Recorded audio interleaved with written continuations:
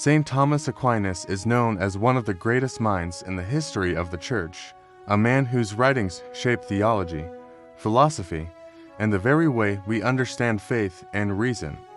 But there is one moment in his life that transcends all human knowledge, a moment that shows that even the most brilliant intellect bows before the mystery of God.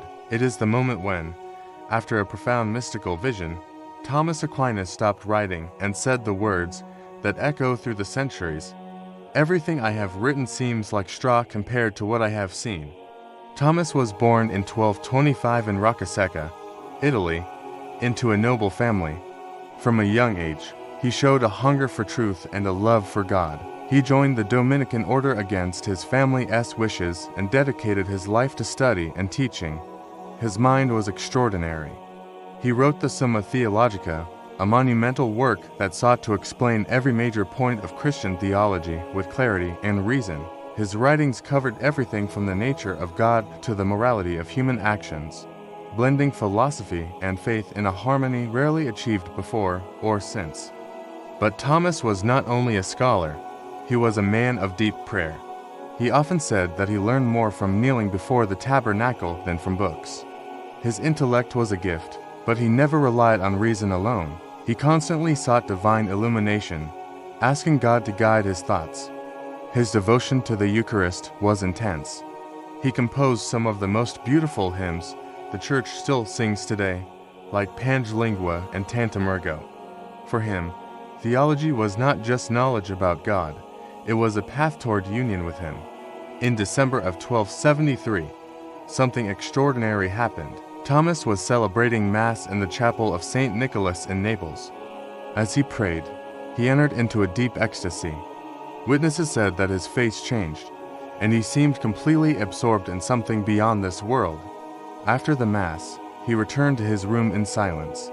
His secretary, Reginald of Piperno, noticed that Thomas did not pick up his pen.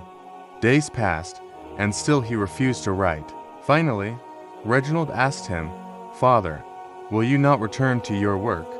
Thomas looked at him and replied, "Reginald, I cannot. Everything I have written seems like straw compared to what I have seen." Those words marked the end of his writing. He never completed the Summa Theologica. The man who had explained mysteries for others had himself been caught up in the greatest mystery of all. He had seen something so divine that no words could capture it. What exactly did he see? We do not know. Thomas never described the vision. But the Church has long believed that he experienced a direct encounter with God, perhaps a glimpse of the beatific vision, the sight of God as he truly is. For Thomas, all his brilliant reasoning, all the theology he had ever written, suddenly seemed small before the reality of divine glory. The truth he had pursued his whole life was no longer a concept, it had become an experience. After this vision, Thomas' health declined.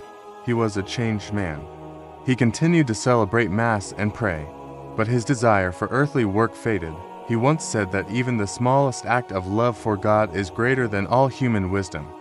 On his final journey to the Council of Lyons in 1274, he fell ill and was taken to the Cistercian Abbey of Fossanova. There, surrounded by monks and his faithful friend Reginald, he received the Eucharist one last time and whispered, "I receive you, the price of my soul's redemption. For love of you, I have studied, I have written, I have taught." He died at the age of 49, leaving behind one of the greatest intellectual and spiritual legacies in Christian history. The story of his vision reminds us that faith is not merely a matter of the mind, but of the heart. Thomas reached the limits of human thought and discovered that beyond them lies the infinite mystery of God. His silence after the vision was not despair, but awe. It was the silence of someone who had finally found what he had sought all his life. For those who live in a world obsessed with words, noise, and opinions, Thomas' silence speaks louder than any book. It tells us that the highest wisdom is to adore, not to explain. The phrase "everything I have written seems like straw" has been debated for centuries. Some think it meant he rejected his work, but that is not true. Thomas did not despise his writings. He simply realized that no human language could ever express the fullness of God's glory. His writings remain treasures of the Church, but they point beyond themselves. They lead us to the same encounter he had, where faith becomes sight and theology becomes love. Saint Thomas Aquinas is a model for anyone seeking truth. He shows that faith and reason, not enemies, but companions on the same journey. Yet, in the end, even reason must fall silent before the infinite. His mystical experience invites us to humility.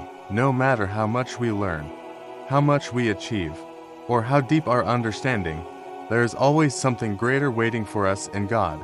If this story moved you, take a moment today to ask for the humility and love that guided Saint Thomas Aquinas. And if you want to keep exploring stories that connect human reason with divine mystery, subscribe to this channel, like this video, and turn on notifications so you don't miss the next journey into the lives and miracles of the saints. Faith grows when shared, so share this video with someone who loves the search for truth as much as Thomas did.